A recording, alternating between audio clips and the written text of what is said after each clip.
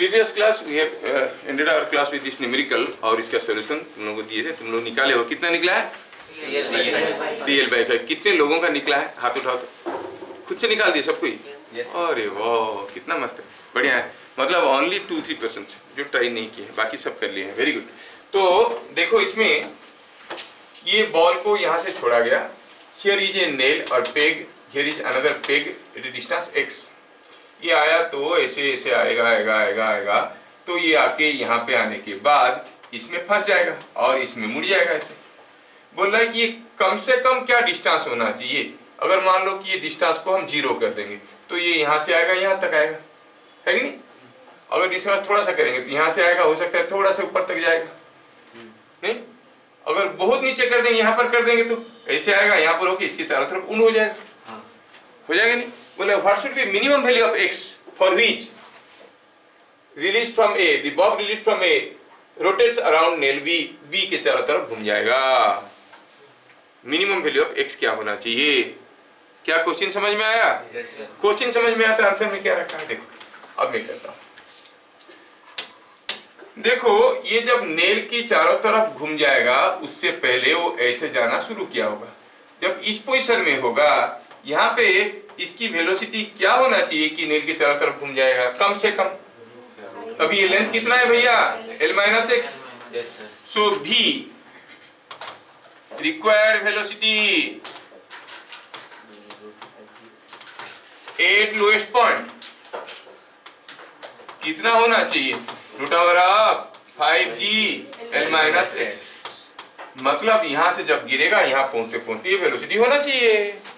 The loss in potential energy must be equal to gain in kinetic energy।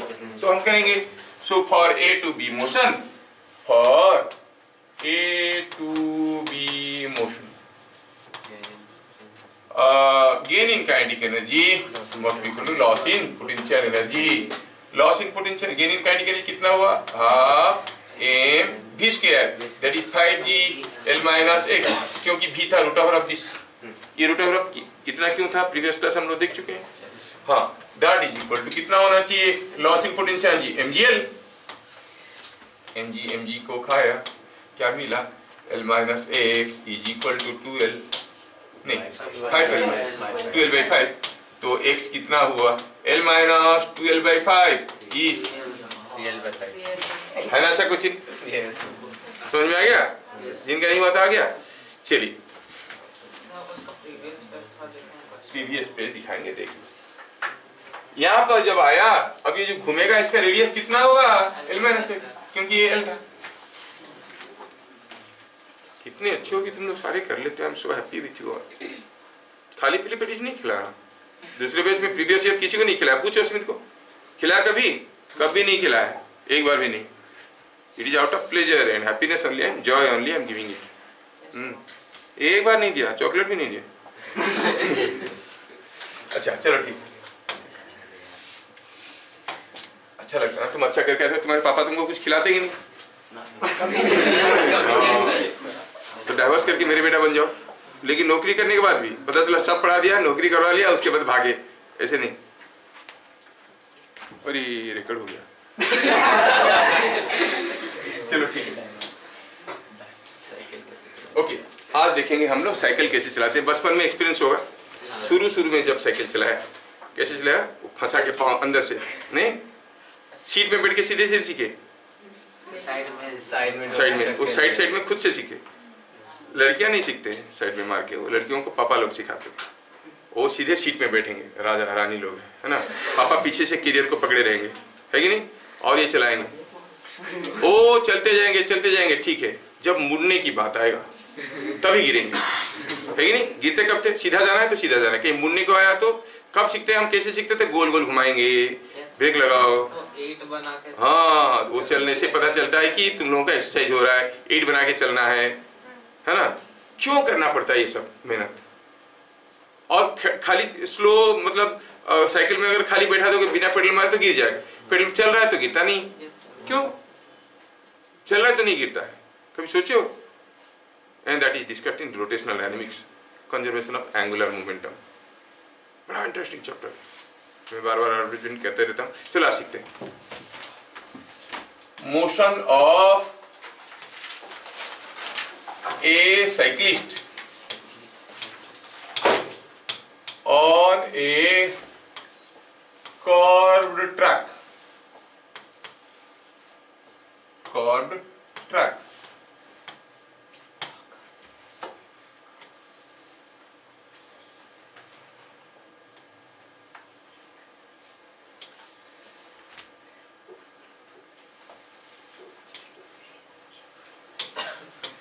कोई curved track में कोई cyclist कैसे जाता है? सपोज ऐसा कोई एक ट्रैक है और ये कोई साइक्लिस्ट इस रास्ते में जा रहा है, ऐसे इधर से जा रहा है। तो पहला चीज है कि जब भी कोई चीज किसी एक सर्कुलर पाथ में जाता है तो पक्का उसके ऊपर एक एक्सटर्नल फोर्स है which behaves as the centripetal force, है कि नहीं? तो यहाँ पर सेंट्रीपिटल फोर्स का क्या डेफिनेशन था? It is an external force perpendicular to the velocity and passing through along the radius directed toward the centre.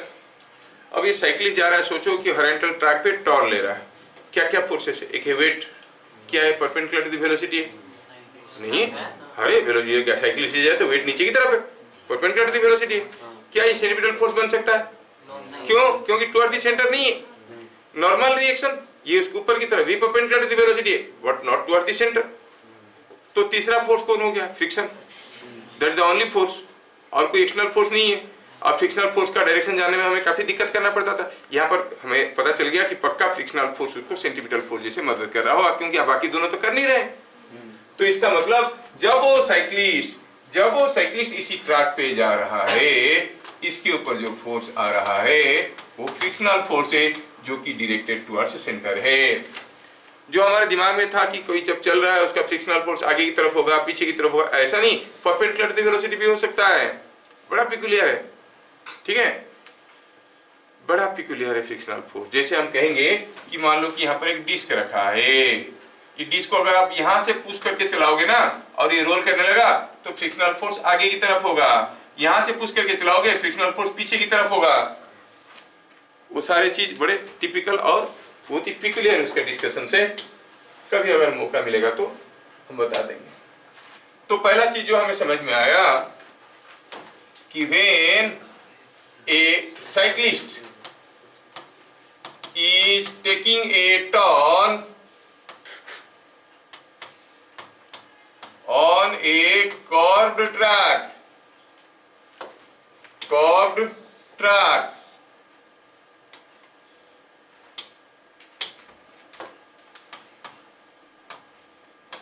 the necessary centripetal force is directed towards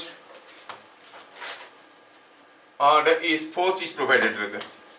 Necessary centripetal force is provided by friction. Is provided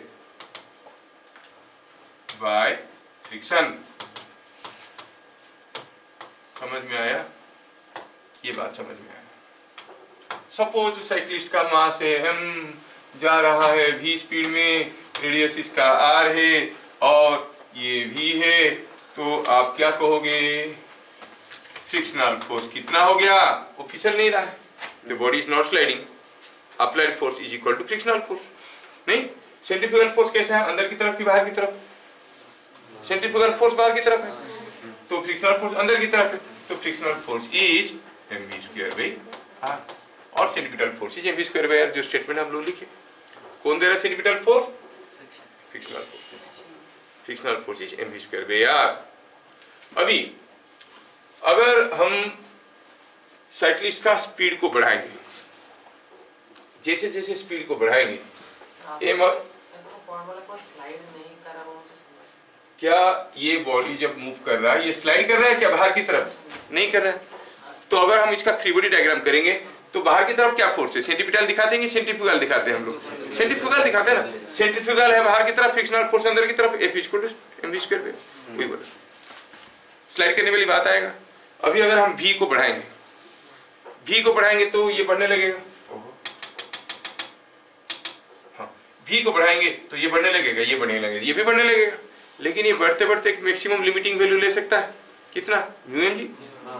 नहीं, उससे ज्यादा तो हो ही नहीं सकता। So maximum frictional force कितना हो सकता है, म्यू एम जी। और मैक्सिमम सेंट्रीपिटल फोर्स को क्या हो सकता है, एम वी मैक्स का स्क्वायर बाई आर। लिखेंगे क्या लिखेंगे, व्हेन V इज मैक्सिमम, हम कहेंगे एम वी मैक्स का square by are is equal to frictional force का मैक्सिमम वैल्यू। ऑब्वियस है, फ्रिक्शनल फोर्स का मैक्सिमम वैल्यू, ये भी बढ़ रहा है वो भी बढ़ रहा है। Are you getting? अच्छा, अभी m v square m we max square by are is equal to frictional force का मैक्सिमम वैल्यू। लेकिन फ्रिक्शनल फोर्स का मैक्सिमम वैल्यू कितना है, mu into normal reaction. Normal reaction कितना, weight is m g, so it is m we max का square by are is equal to mu M g. M गया दोनों तरफ से, मिला मैक्सिमम कितना वेलोसिटी में और टर्न ले सकता है, root over of mu are G. This is maximum velocity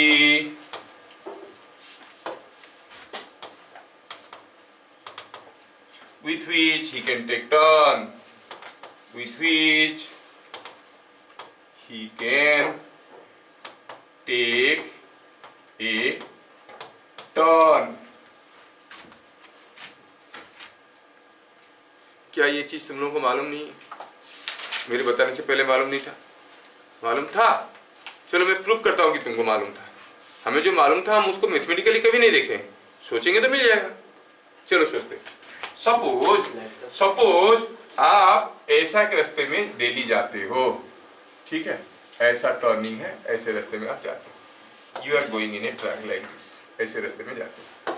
आज भी इधर से आए, जैसे स्पीड में आ रहे थे ऐसे स्पीड में आए। आने के बाद देखे क्या, यहाँ पर ये जोन में कुछ तेल जैसे गिरा हुआ है, ऑयल जैसे चीजें पड़े हुए हैं। तो आप क्या करोगे, स्पीड वही रखोगे कि थोड़ा कम कर दोगे कि थोड़ा ज्यादा कर लोगे? क्यों? हमारा जो मैक्सिमम वेलोसिटी है वो क्या है, root over of mu are G. क्योंकि आपको फील आ गया कि म्यू कम है तो मुझे स्पीड कम करना चाहिए, जबकि हम करते थे लेकिन मालूम नहीं था। जो साइंस नहीं पढ़ता वो नहीं करता है क्या? यही तो है चीज डिस्कवर करने वाली। सपोज आपने ब्रेक लगाया और पता चला ब्रेक सफिशिएंटली लग नहीं रहा है, जितना आपको कम करना चाहिए था उतना कम नहीं कर पाए, तो क्या करोगे? सोचो कि आप यहाँ पर इसको, फिर आप उसको ऐसे जाओगे कि थोड़ा रास्ता ऐसे करके जाने की कोशिश करोगे। कौन सा, 1 और 2? क्यों? क्योंकि म्यू कम नहीं हो रहा है तो थोड़ा आर को, म्यू कम है तो थोड़ा आर को बढ़ाते हैं, रेडियस ज्यादा होगी। शार्प टर्न ले लेंगे, शार्प टर्न लेंगे तो जल्दी गिर जाएंगे, हम थोड़ा बड़ा टर्न लेते हैं। Are you getting? So you know all these things, खाली उसको फीलिंग में लाना है, मतलब जो फीलिंग है उसको इक्वेशन में लाना है। तो मैक्सिमम वेलोसिटी क्या हो गया, root over of mu are G. क्या बात समझ में आया? v का मैक्सिमम वैल्यू हुआ root over of mu are G. Point number 4, if v is more than root over of mu are G, तो क्या होगा, क्या होगा? तो उसके ऊपर जो सेंट्रीफ्यूगल फोर्स होगा और जो फ्रिक्शनल फोर्स होगा, फ्रिक्शनल फोर्स तो रुक गया म्यू एम जी के पास, अब centrifugal force mu M G से ज्यादा हो जाएगा, तो क्या होगा, फिसल जाएगा बाहर की तरफ। So he skids outward, और फ्रिक्शनल फोर्स कितना हो जाएगा, क्योंकि स्किड कर रहा है तो म्यू एम जी। समझ में आ रहा है क्या? समझ में आया सबको? अगर v is less than root over of mu are G, अब किधर को फिसलेगा? क्यों फिसलेगा? नहीं फिसलेगा। he takes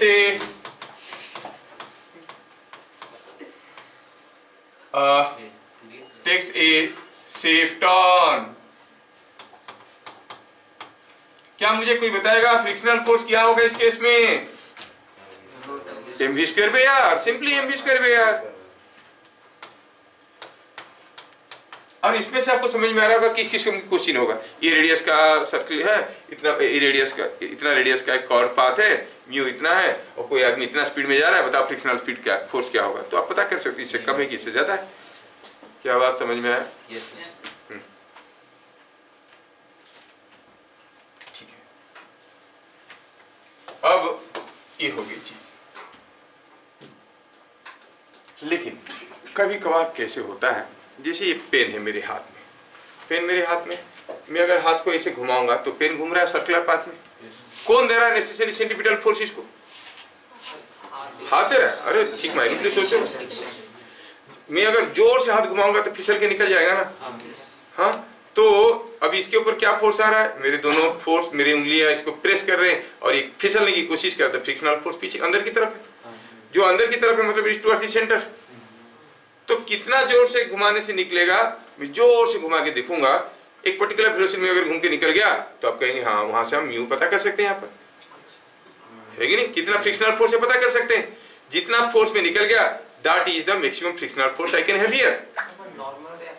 अरे फ्रिक्शनल फोर्स से सीधा निकाल सकते हैं। मान लो v स्पीड में घुमाया, रेडियस मालूम है, तो इसके ऊपर फोर्स आया mv स्क्वायर भैया, उतने में निकल गया, मतलब frictional force is mv square भैया, मैक्सिमम फ्रिक्शनल फोर्स जिस वेलोसिटी में निकल गया उस वेलोसिटी का।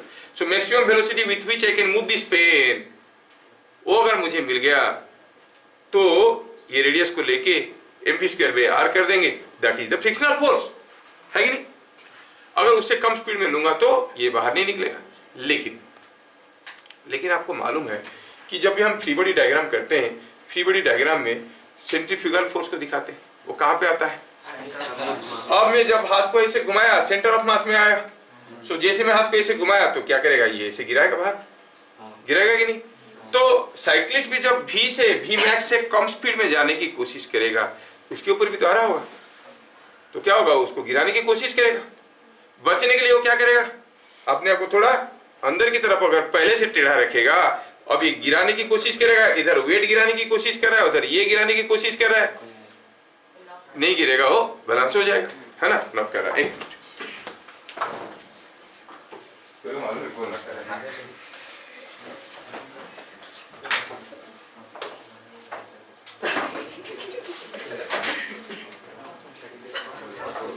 हो गया?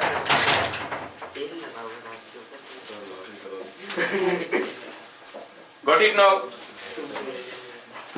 तो पता चला कि जब हम सेफ स्पीड में जा रहे हैं, सेफ स्पीड में, तब भी हमारा बाहर गिरने की चांस है।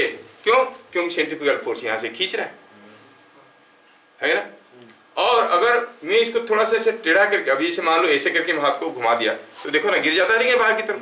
लेकिन अगर मैं इसको पहले से थोड़ा ऐसे टेढ़ा रखूंगा, ऐसे पकड़ के रखूंगा तो वेट गिराने वाला है, लेकिन मैं अगर घुमा दूंगा तो वेट अंदर गिराने वाला है और सेंट्रीफ्यूगल फोर्स बाहर गिराने वाले हैं। दोनों एक दूसरे को मूवमेंट प्रोड्यूस करके कैंसिल कर जाएंगे और वो आराम से ले सकता है। तो वही चीज को लिखना है।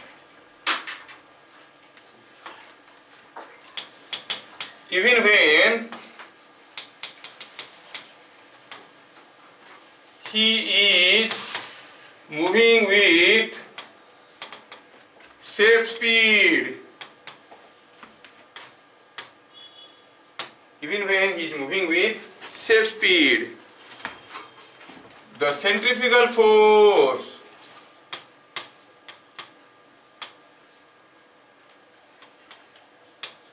acting at the center of mass, कहाँ आता है वो? एक्टिंग, क्योंकि वो स्यूडो फोर्स है, एक्टिंग एट स्यूडो फोर्स एकदम सेंटर ऑफ मास में एक्ट करता है, tries to topple him outwards.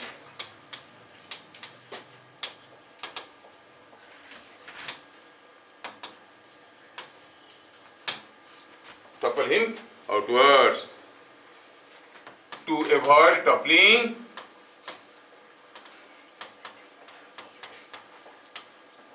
he has to incline himself by certain angle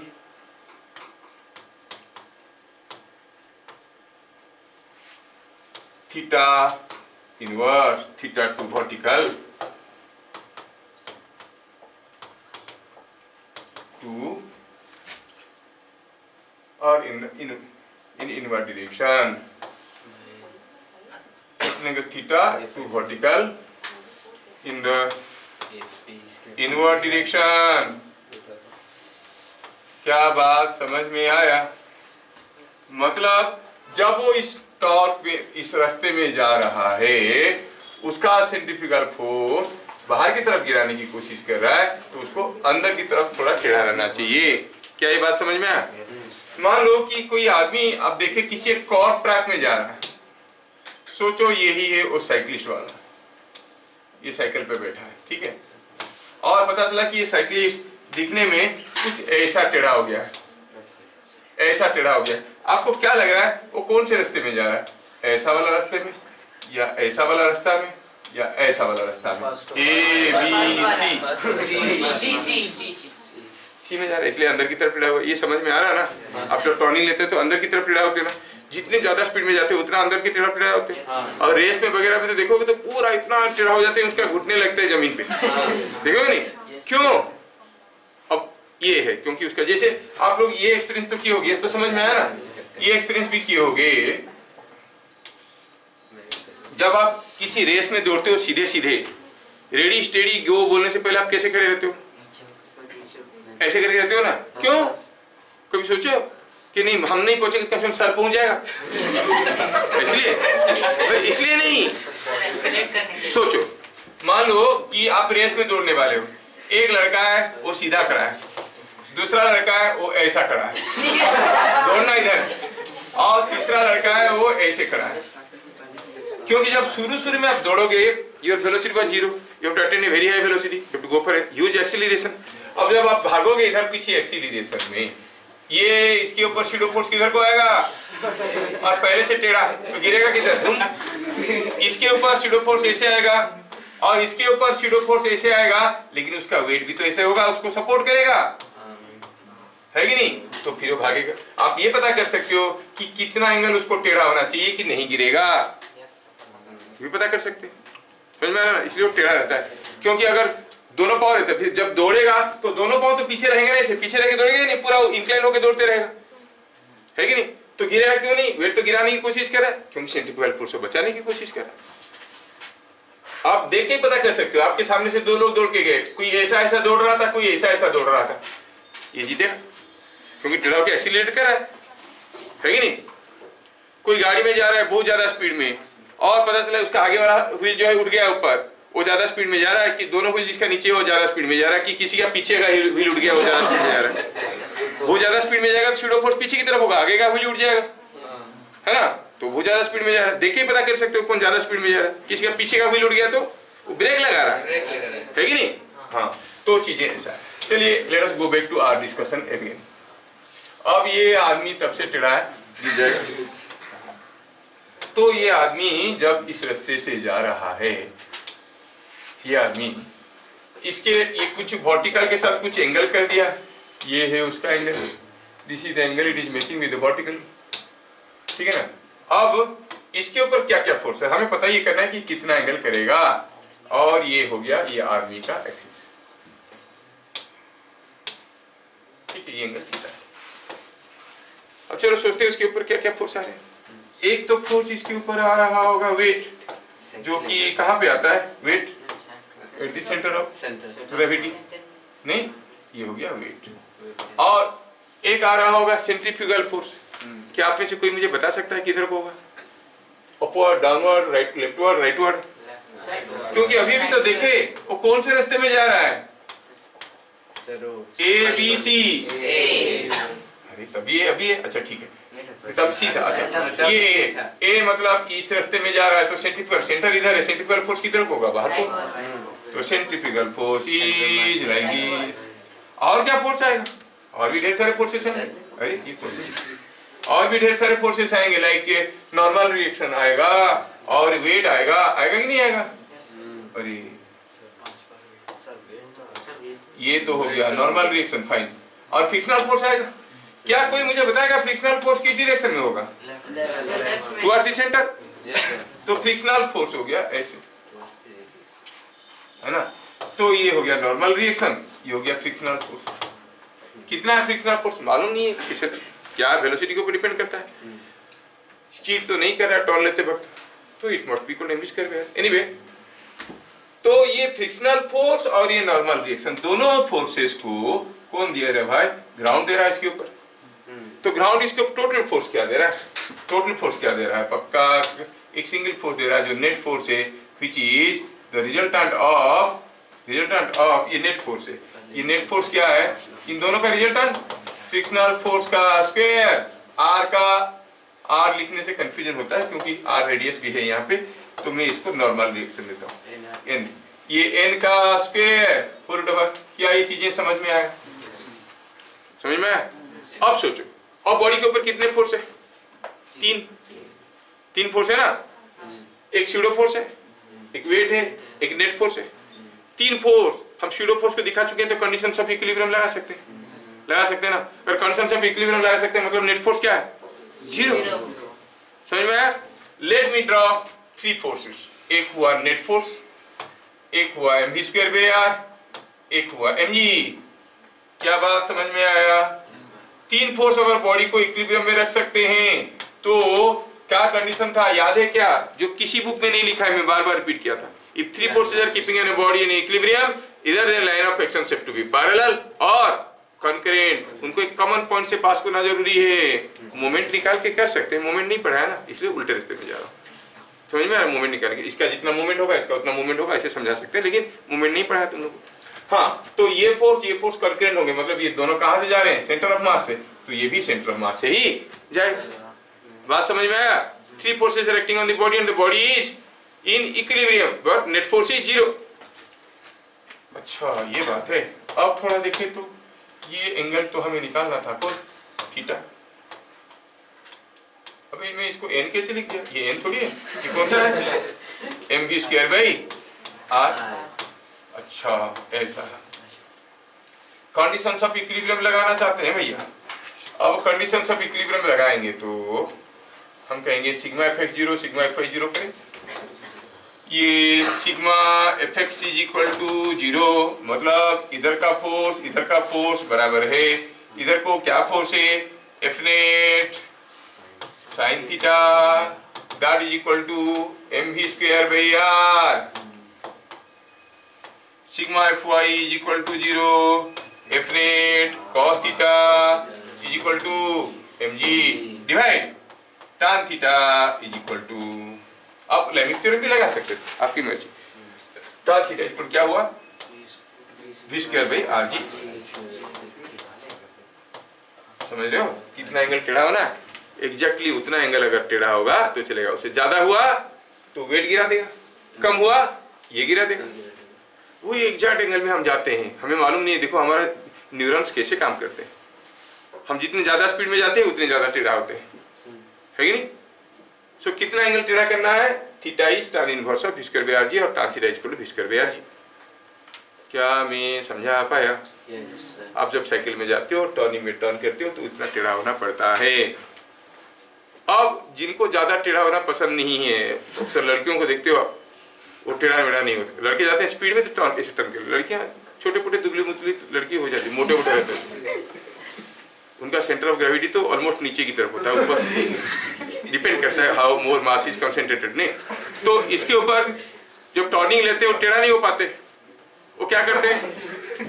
theta को कम, थोड़ा सा टेढ़ा होना चाहते हैं, थीटा कम करने के लिए ये चीज को, tan थीटा को कम करने के लिए इस चीज को कम करने की कोशिश करते हैं। स्पीड कम नहीं करेंगे, आर को कम करेंगे, आर को ज्यादा करेंगे। लड़कियां टर्न लेंगे तो बड़ा खतरनाक है, ट्रैफिक नहीं। मान लो ये रास्ता है, अब यहाँ पर कोई एक लड़की जा रही है और यहाँ पर एक लड़का जा रहा है। वो लड़की के, सुन लो, मान लो कि लड़का, पीछे जाओगे तो गाली खाओ, मेरे पीछे क्यों आ रहा है? लड़का इधर से जा रहा है, पूरा मैं सेफ है, उधर से जा रहा है, मैं इधर निकल जाऊँ, लेकिन ये अपने आप को टेढ़ा नहीं कर पाई। Try to increase the radius, radius बढ़ाने की कोशिश करेगी। वो टर्न कैसे लेते हैं? लड़का होता तो ऐसे टर्न ले लेता, लड़की होगा तो पूरा ऐसा टर्न लेता। देखो टर्निंग लेते बड़े खतरनाक, पूरा ये बरसते ये बेचारा किधर से भी जाएगा, जाके ठोकेगा। इसलिए बिल्ली बोलते हैं क्योंकि रास्ता काटती है। ये बड़े बड़े लड़के, तुम लोग तो बच्चे हो, तुम में क्या? हाँ ठीक, लाइसेंस नहीं है तुम्हारा, तो लाइसेंस ही नहीं है। समझ में आया? सो क्या एंगल टेढ़ा होना है? v square by rg। अब प्रॉब्लम ये हुआ, साइकिल में जा रहे हो, बाइक में जा रहे हो, टेढ़ा हो जाओगे, कार में जा रहे हो फिर टेढ़ा कर सकते हो? नहीं कर सकते हो, फिर क्या करेंगे? फिर क्या करेंगे, ट्रेन जा रहा है, ट्रेन तो ट्रेन को टेढ़ा नहीं कर सकता, क्या करेंगे, उसके लिए जो चीजें करते हैं उसको कहते हैं बैंकिंग ऑफ ट्रैक। क्या करते हैं बताते हैं, सुन लो, टॉपिक खत्म हो जाएगा। नाउ बैंकिंग ऑफ ट्रैक, ये भी आप लोग जानते हो लेकिन कभी ध्यान नहीं दियो। आप कभी मेरे को मान लो कि ये कोई एक ट्रेन है, ये एक ट्रेन है, ये अगर जा रहा है ऐसे ऐसे टर्निंग ले रहा है तो उसको कैसे टेढ़ा होना चाहिए, ऐसे टेढ़ा होना चाहिए। लेकिन ट्रेन कैसे टेढ़ा होगा, वो क्या करते हैं, जहां पर टर्निंग आता है, टर्निंग पे जो आउटर रेल है उसको थोड़ा ऊंचा कर देते हैं, तो जब वो ऐसे जाएगा ऑटोमेटिकली टेढ़ा हो गया। That is called banking of track.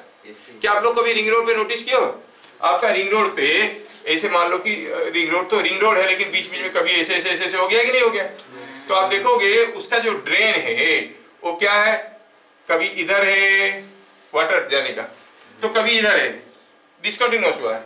DPS के सामने देखोगे पानी रिंग रोड में क्रॉस कर रहा है एक तरफ से दूसरी तरफ को, बारिश के पानी, ऐसा क्यों, ड्रेन तो कंटिन्यूअस होना चाहिए। नहीं, जब ऐसे जा रहे हैं तो ये इधर को टर्न करेगा तो इधर को थोड़ा ऊंचा किए डाउन, तो ये ड्रेन इधर आ गया। जब इधर को टर्न कर रहे हैं तो ये ऊंचा होना चाहिए, लो होना चाहिए, तो ये हो गया डाउन ऐसे, इसलिए drain is discontinuous on the ring road. चीजों को नोटिस करो, चारों तरफ चीजें क्या हो रहा है। इसलिए यहाँ पर क्या होगा, पानी ऐसे ऐसे ऐसे आएगा, इधर से क्रॉस करके ऐसे जाएगा, डीपीएस के सामने ऐसे क्रॉस करता है रोड, समझ में आ रहा है।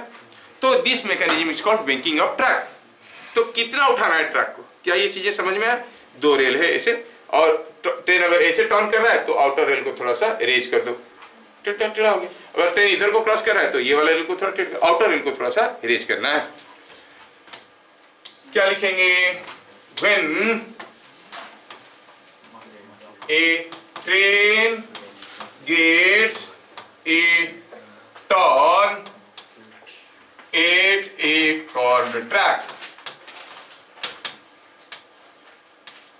the outer rail is slightly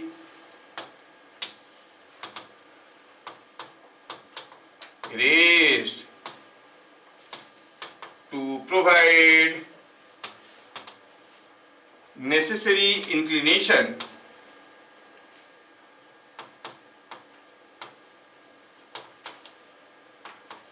to turn, necessary inclination motion theta, ऐसा उठाएगा कि tan theta should be equal to v square by rg। सोचो कि ये एक ट्रैक है, मैं ऐसे बनाया हूं ताकि मैं विजुअलाइज कर पाऊं, ये है ट्रेन, आप ट्रेन का पिछला हिस्सा देख रहे हो, ये ट्रेन है, ये है व्हील, ठीक है। और इसको क्या किए, ये आउटर व्हील को थोड़ा उठा दिए ये वाला हिल से, तो कहेंगे कि मान लो कि थोड़ा सा थीटा एंगल ये उड़ा दिए, मतलब ये जो वर्टिकल के साथ जो एंगल करेगा वो कितना हो जाएगा, थीटा हो जाएगा। अब यहाँ पर बोर्ड लगा देंगे 80 किलोमीटर/आवर स्पीड, उससे जाओ तो अपनी मर्जी तो मतलब तुम 80 में जाओगे तो v स्क्वायर बाई rg कुछ निकलेगा tan थीटा, वो जो थीटा है वो दे दिए यहाँ पर, तो उतना टेढ़ा हो गया।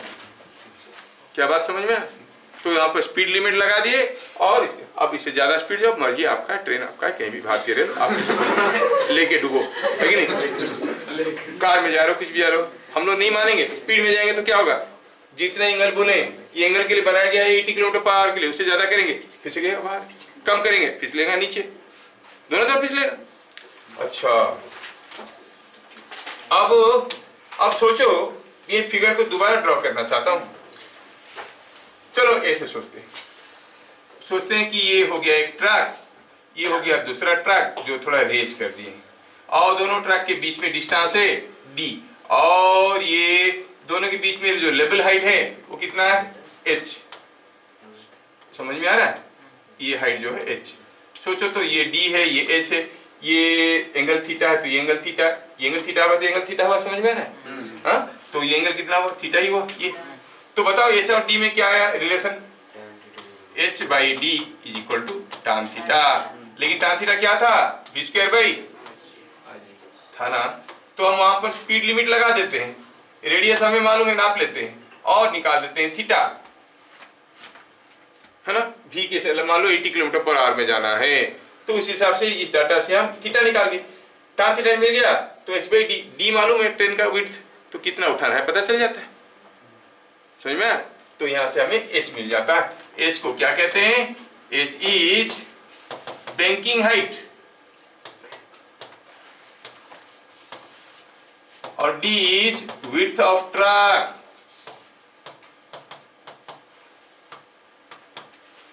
h is banking height and d is width of track। Truck का width है। सर अगर वेलोसिटी उससे एक्सीड कर जाए तो फिर वो बाहर की तरफ गिर जाएगा। गिरेगा कहाँ? फिसल जाएगा, खींच रहा है ना इधर को, फिसलेगा ऊपर की तरफ। पर v अगर उससे नीचे हो तो अंदर की तरफ नहीं गिरेगा। हाँ बोले ना, फिसल जाएगा। ये कम हो गया, खींचने वाला फोर्स कौन है? इधर mg। गिरेगा कहाँ? टप्पल कर जाएगा, फिसल जाएगा। इंक्लाइन पे है ना, सीधे होने से तो टॉर्क ये करता था, लेकिन इसमें क्या होगा? फिसल जाएगा। फिसल यहाँ पर इसके ऊपर, अब ये टेढ़ा हो गया, टेढ़ा होने के बाद इसके ऊपर जो आ रहा, टेढ़ा होने के बाद इसके ऊपर जो आ रहा है सेंट्रीफ्यूगल फोर्स, जो वेट से बैलेंस करके रखे, मतलब इसका ये वाला कंपोनेंट, इसका ये वाला कंपोनेंट बैलेंस्ड है, इसलिए फिसल नहीं रहा है। अगर ज्यादा हो जाएगा तो ये खींच लेगा, चले जाएगा ऊपर। ये कितना है? ये तो mg sin थीटा है। v ज्यादा हुआ तो mg स्क्वायर v r का वाला कंपोनेंट ज्यादा होगा, ये ऊपर की तरफ फिसलेगा। अगर v कम हुआ तो v कम हुआ तो ये mg sin थीटा ज्यादा हो गया, हाँ, तो फिसलेगा नीचे। लोअर स्पीड लिमिट भी तो रहना चाहिए। अरे v लिखा तो उससे कम होगा तो नीचे आएगा। स्पीड, लोअर स्पीड लिमिट जो है, अपर स्पीड लिमिट भी वही है, एक पर्टिकुलर स्पीड में। वही तो इंटरेस्टिंग है। 80 किलोमीटर पर आवर लिखा है, मतलब वो स्पीड लिमिट इज 80 किलोमीटर पर। अब जब नीचे फिसलेगा तो वहां पर भी तो फ्रिक्शनल फोर्स होगा ना, सपोर्ट करने के लिए व्हील के नीचे। जब कोई चीज फिसल रहा है तो टेकिंग अकाउंट एक अपर लिमिट लिखते हैं। कोई धीरे धीरे जाएगा तो इतना जल्दी नहीं गिरेगा, जोर से जाएगा तब गिरेगा। अगर ये पूरा स्मूथ है, रोड पूरा स्मूथ है तो ऐसा। ठीक है, समझ में आया? लोअर लिमिट कुछ नहीं रहेगा, एक पर्टिकुलर लिमिट रहेगा। उससे ज्यादा में जाओगे तो इधर फिसलोगे, कम जाओगे तो इधर फिसलोगे। समझ में आया? अरे v में जाओगे तो mv स्क्वायर बाई r का cos theta component mg sin theta का बराबर हुआ। v कम हो तो v का वैल्यू ज्यादा हो गया तो ये cos थीटा कंपोनेंट ज्यादा हो जाएगा, ये फिसल जाएगा ऊपर की तरफ। v कम हुआ तो क्या होगा? v कम हुआ तो mg sin थीटा वही रहेगा, लेकिन mg ये कंपोनेंट कम है, फिसल जाएगा। अगर फ्रिक्शन नहीं है, फ्रिक्शन नहीं हाँ, तो फिर लोअर लिमिट क्या हुआ? v से ही कम हो गया तो मतलब अपर लिमिट जो है, लोअर लिमिट भी वही है, एक ही हुआ। वही तो बोल रहा हूँ, वही। क्या बातें समझ में आया? Is it understood? क्या समझ में आया ये चीजें?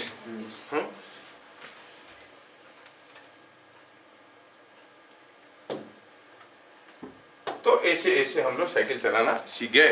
ब्रेकिंग ऑफ ट्रैक क्या है, कितनी सारी चीज देखेंगे ना। रिंग रोड क्यों ऐसे टेढ़ा हुआ है? हाँ, रिंग रोड क्यों टेढ़ा हुआ है? देख ले इधर से, रिंग रोड क्यों टेढ़ा हुआ है बताया है कि नहीं?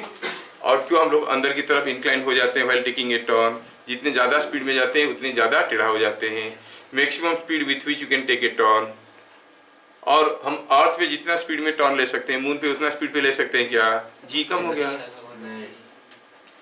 मान लो कि कोई बड़ा सा लिफ्ट है और वो नीचे जा रहा है कुछ एक्सीलरेशन ए में, उसके अंदर अगर घुमाना है तो और भी बदल जाते हैं चीज़ें, है कि नहीं?